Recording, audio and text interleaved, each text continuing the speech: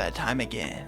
New Doom game. Every time a new Doom game comes out, I find the urge to go back into the rabbit hole of just how powerful the Doomslayer is. He's extremely busted, for those of you that didn't know. I have a certain affinity for characters that are like super busted and just beyond strong. The whole can he be Goku thing is hilarious to me. The only difference this time with the release of Doom the Dark Ages is that recently I just finished a very peculiar manga, a very bizarre manga. Jojo's Bizarre Adventure, for those unfamiliar, is a Japanese manga series written by Hirohiko Araki that debuted in Shonen Jump all the way back in 1987. I wasn't even born. Even still, the manga is running even to this day, with the 9th part, Jojo Lands, being updated monthly. For the majority of the series, characters engage in combat with each other using what they call stands. A stand is essentially just the manifestation of a soul's energy, so some people have like a fire stand, or some people have like a sword stand, and then there's some stands that can fucking stop time, or they speed up time enough that they just reset the entire universe and they have to reset the entire manga. And that's where they put us in part 7, which is called Steel Ball Run. Just wanted to let y'all know this video is going to contain heavy spoilers for Steel Ball Run. I heavily recommend you go check out that manga. It's rated the #2 manga of all time, and I cannot stress enough, just because I'm a JoJo's fan, I'm not biased, I swear, Steel Ball Run is amazing. Please go read it. It's being animated. Watch it if you have to. Just go away. The whole thing with the Doomslayer is that he essentially has like infinite power. Did you see the death battle? Did you see the death battle with Doomslayer and Chief? Did you see that, dude? That was sick.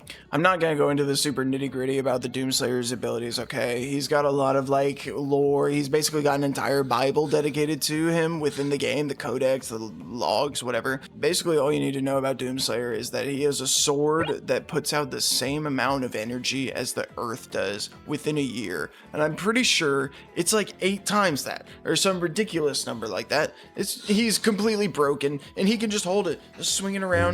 He's just cutting demons in half with it. You know, he just does not care. He also holds a gun that is the power source for a cannon that can blow a hole through Mars. Immortality, he comes back to life, he can travel different dimensions, you know, so he really is busted. At the end of the day, he killed Satan. But again, going back to, it's different this time. I'm looking at it from a different lens. So, in part 7 of JoJo's, essentially, the final villain, Funny Valentine, his stand is named Dirty Deeds Done Dirt Cheap. Dirty Deeds Done Cheap essentially allows Funny Valentine to be able to travel between alternate dimensions and pull copies of himself, other people, objects, whatever, back into whatever other dimension he would like. That means he is shot in his current dimension, he just hops into another one, picks up another Valentine that's unharmed, brings it back to the present. It's really important within Steel Ball Run because there's like only one specific universe. It's very Doctor Strange-ish. It's only really important that he can bring copies of himself back into his original universe within Steel Ball Run because there's only one version of Johnny that would be able to kill him, and there's only one version of the corpse. Essentially, Dirty Deeds Done Dirt Cheap makes Funny Valentine near invincible from the get-go, okay? But then, in the manga, he takes it a step further. He obtains the corpse of Jesus Christ, and he evolves his stand to become what is known as Dirty Deeds Done Dirt Cheap Love Train. Love Train essentially puts a barrier of dimensions around Funny Valentine that redirect misfortune around him, okay? So that means many different things. That means a gun gets shot at him and it will redirect to a random place on Earth. Some random bystanders getting shot. Doesn't matter, it's not funny, okay? Not Funny Valentine. That also applies to just wounds in general. It doesn't even have to be a wound on him. For example, in the manga, Gyro gets shot, something like that. It's been a couple months since I read it, okay? It's not gonna be exact. Gyro gets shot or something like that. And as he's getting closer to Funny Valentine, the wound starts traveling away from Funny Valentine because it is misfortune, okay? It's like harm or like harm intent, whatever. So essentially, whenever Funny Valentine has Dirty Deeds Done Dirt Cheap Love Train active, nothing can touch him. There's multiple dimensions separating him from reality, and he can just essentially stick his arm out and do whatever he wants with it, and then just, bring it back in before you're able to do anything to him, okay? That being said, you're looking at the Doomslayer, who pretty much everyone in the internet video game zeitgeist agrees he's pretty much untouchable. There's not many people that could take him down. Again, death battle, dude. Did you see that? Most people would agree that you just can't touch Doomslayer. There's not much you can do to him. But pretty much everyone agrees with that with Funny Valentine as well. The only thing that was able to kill him was the infinite rotation as used by Johnny with Tusk Act 4. And that was very niche, very specific circumstances, okay? It just is not feasible that anyone else could beat Funny Valentine. It just does not make sense. He can disappear into other dimensions. He can bring a copy of you from another dimension and just throw it at you, and you explode into pieces because it does not compute in this universe, okay? So I can't even say that you're looking at a unstoppable force versus an immovable object, because the Doomslayer is both, okay? He is both an unstoppable force and an immovable object. You can't take this guy down. He just comes back.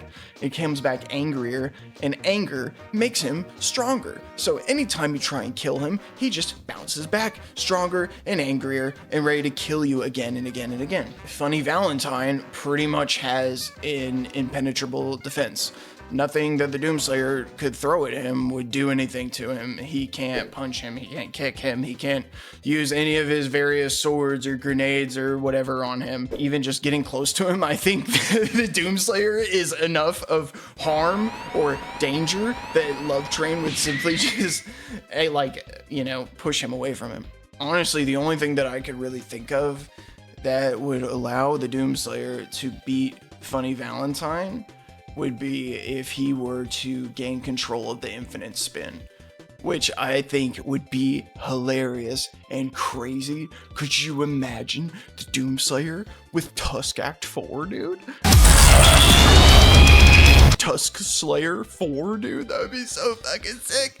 And, I thought about it for a while, and I was like, well, there's not really horses. Doom Guy doesn't really ride a horse ever. He's mostly just running on his feet. He could absolutely, I think, engineer like a gun that incorporates the golden ratio. And I mean, he would use a steel ball. What are steel balls? Fucking bullets, dude. He also has Vega as an AI, which is like pretty much all you need. It's an extremely smart super intelligence that's also like the reincarnation of a god or something. I'm pretty sure the way that the infinite spin works is that, yes, you have the spin, which is the golden ratio, and once you can spin something at exactly the golden ratio, you achieve like a golden ratio spin or whatever. And the infinite spin was a technique that was passed down by the Zapellis that was only accessible by horseback.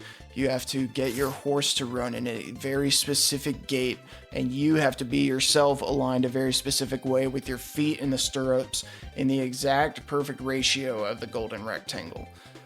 That being said, I mean, Doomslayer rides a dragon, dude. He could do the golden ratio on the dragon. I think that would be sick.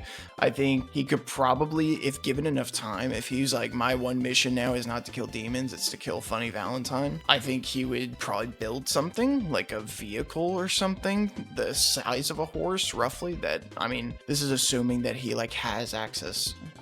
I'm rambling, but you get the point. I think that if Doom Guy were to be able to achieve the infinite spin on either mechanical horseback or dragonback, I think he could defeat Funny Valentine. I just have to wonder if Funny Valentine would run away or if he would actually engage and think that he could win. The only thing is, he didn't know about the infinite spin with Johnny. But this is assuming that, I don't know, maybe Funny Valentine got teleported to hell after he died in Jojo's, and Doomslayer's there. He's like, what are you doing here? Get the fuck out of my house, essentially. See, now I'm just completely rambling. At that point, if Funny Valentine dies in a shared universe with Jojo's and gets teleported to hell. In the Doom universe, Doomslayer can use like a teleportation device to travel between dimensions, and he can use that to travel to hell. So I wonder if Funny Valentine were to go to hell, if he would like still have the infinite spin on him, which would be hilarious.